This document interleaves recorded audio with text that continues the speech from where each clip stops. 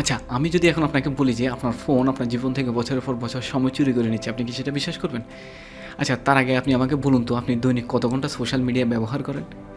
একজন মানুষ দৈনিক গড়ে প্রায় 6.66 ঘন্টা করে সোশ্যাল মিডিয়া ব্যবহার করে। আর আপনি যদি জেনজি হয়ে থাকেন সেটা প্রায় 9 ঘন্টা পর্যন্ত।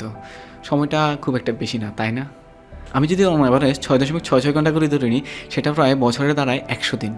অর্থাৎ আমরা 365 দিনের মধ্যে 100 দিন সময় ব্যয় করতেছি শুধু স্ক্রলিংয়ের ক্ষেত্রে। কি ভয়ঙ্কর ব্যাপার, তাই না?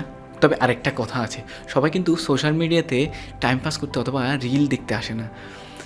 গড়ে 10% মানুষ আসে, তারা তাদের চাকরি বাকরির সুবাদে অথবা তাদের পড়াশোনা অথবা তাদের কন্টেন্ট ক্রিয়েশনের সুবাদে সোশ্যাল মিডিয়া ব্যবহার করে থাকে। তো তাহলে বাকি 90% কী করে?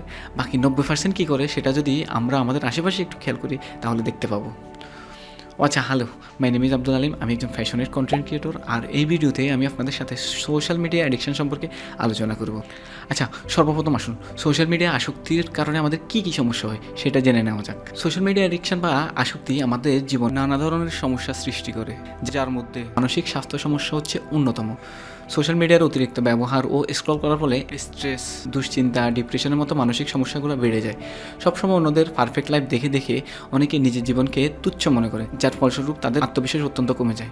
এছাড়াও পোস্টে পর্যাপ্ত পরিমাণে লাইক বা কমেন্ট না পেলে মন খারাপ হওয়া তো অত্যন্ত নিত্য নৈমিত্তিক ব্যাপার, যা দিনের শেষে আমাদের মানসিক ভারসাম্যকে মারাত্মকভাবে নষ্ট করে। এই আসক্তির কারণে সময় নষ্ট হয় এবং আমাদের উৎপাদনশীলতাও কমে যায়। পড়াশোনা বা গুরুত্বপূর্ণ কাজ করার সময় অনেকে নিজেকে বোঝায় আর মাত্র 5 মিনিট স্ক্রল করব, কিন্তু সেই 5 মিনিট কখন যে ঘন্টায় রূপান্তরিত হয় সেটা আমরা নিজেরাও বলতে পারি না, যার ফলস্বরূপ পরীক্ষার প্রস্তুতি, অফিসের কাজের ডেডলাইন অথবা ব্যক্তিগত জীবনের যে কোনো লক্ষ্য সব কিছু নিয়মিতভাবে পিছিয়ে যেতে থাকে। রাতে ঘুমানোর সময় অনেকে ফোন স্ক্রল করার ফলে কেবল ঘুমই দেরিতে আসে না, ঘুমের মানও খারাপ হয়। এর প্রধান কারণ হলো ফোন থেকে নির্গত নীল আলো। এই নীল আলো আমাদের মস্তিষ্ককে সক্রিয় রাখে এবং ঘুম নিয়ন্ত্রণের জন্য অপরিহার্য হরমোন মেলাটোনিনের নিঃসরণ সরাসরি বাধা দেয়।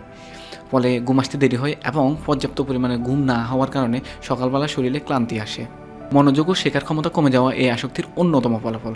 ক্রমাগত নোটিফিকেশান ও দ্রুত পরিবর্তনশীল কন্টেন্টের কারণে আমাদের মনোযোগের সময়কাল বা অ্যাটেনশন স্প্যান কমে যায়।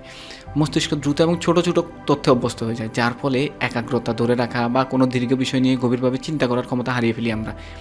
এর ফলে জটিল জটিল সমস্যাগুলোর সমাধানের দক্ষতা আমরা হারিয়ে ফেলি। সবচেয়ে গুরুত্বপূর্ণ হচ্ছে আসক্তির চক্রে আটকে যাওয়া। প্রতিটি স্ক্রল, লাইক বা শেয়ার আমাদের মস্তিষ্কে ডোপামিনের হরমোন ছড়ায়, যা দ্রুত আনন্দের অনুভূতি দেয়। বারবার এই আনন্দ পাওয়ার আকাঙ্ক্ষা থেকে ধীরে ধীরে সেটা আসক্তিতে পরিণত হয়, ঠিক যেমনটা নেশা জাতীয় জিনিসে আসক্তি আসে। এখন প্রশ্ন হচ্ছে, এত খারাপ দিক জেনেও আমরা কেন সোশ্যাল মিডিয়ার ব্যবহার সীমিত করতে পারতেছি না? দোষটা কার? দোষটা অবশ্যই আমাদের। এছাড়াও এখানে আরেকটা বড় কারণ জড়িত আছে, আসুন সেটা জেনে নিই। আমরা লড়ছি পৃথিবীর সবচেয়ে বুদ্ধিমান কিছু মস্তিষ্কের বিরুদ্ধে। যারা এই অ্যাপগুলো ডিজাইন করেছে তারা এমনভাবে এটা ডিজাইন করেছে যাতে আমরা সেখানে এঙ্গেজ থাকি।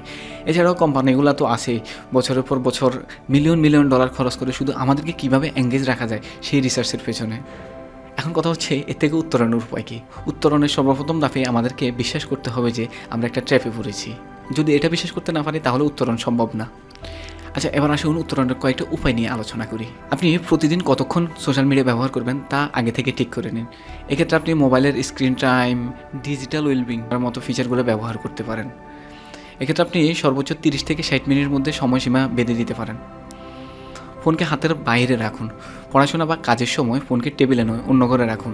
রাতে ঘুমানোর সময় আপনার বিছানার পাশে ফোনকে রাখবেনই না। নোটিফিকেশান বন্ধ করুন। অপ্রয়োজনীয় অ্যাপের নোটিফিকেশান বন্ধ করে দিন। এতে হঠাৎ পপ আপ দেখে স্ক্রল করার প্রবণতা অনেক ক্ষেত্রেই কমে যাবে। বিকল্প কাজ তৈরি করুন।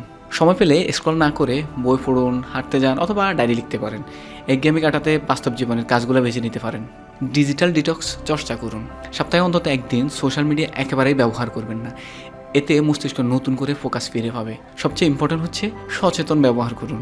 আপনি যে কোনো সোশ্যাল মিডিয়া অ্যাপ খোলার আগে আপনাকে জিজ্ঞেস করুন যে কেন খুলতেছি, এটা কি কোনো দরকারে খুলতেছেন নাকি শুধু অভ্যাসবশত কারণে খুলতেছেন। তাহলে সোশ্যাল মিডিয়ার ব্যবহারটাই কমবে না, আপনার ব্যবহারটা হবে যে ইউজফুল। বন্ধুরা, আজকে এই পর্যন্ত।